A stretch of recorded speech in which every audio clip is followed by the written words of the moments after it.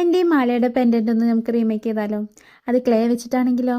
നമുക്ക് നോക്കാട്ടോ എങ്ങനെയെന്ന്.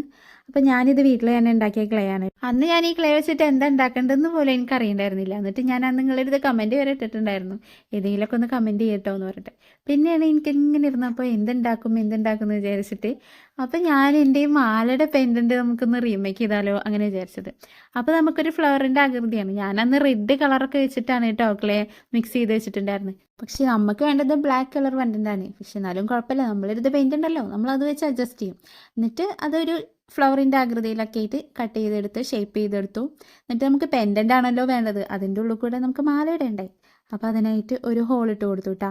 അതിനുശേഷം ഒരു ബ്ലാക്ക് പെയിൻ്റ് എടുത്തിട്ട് അതിൻ്റെ മേലെ പെയിൻറ് ചെയ്ത് കൊടുത്തു. അതിനുശേഷം അതിൻ്റെ സൈഡിലുള്ള ആ കളർ ഉണ്ടല്ലോ, അതിനെ ഞാൻ പേൾ മെറ്റാലിക് കളർ വെച്ചിട്ടാണ് കേട്ടോ ചെയ്തത്. അത് സൈഡിലൊക്കെ ആയി ഫ്ലവറിൻ്റെ എല്ലാ കോൺസിലും ഞാനത് കൊടുത്തു കേട്ടോ. അപ്പോൾ ഏകദേശം എൻ്റെ ആ പെൻഡൻറ്റിൻ്റെ ഒക്കെ ഒരു ആകൃതിയിൽ വന്നിട്ടുണ്ടെന്നാണ് ഞാൻ വിചാരിക്കുന്നത്. നിങ്ങൾക്ക് എന്താ തോന്നുന്നത് വെച്ചെങ്കിൽ ഒന്ന് കമൻറ്റ് ചെയ്യണേ.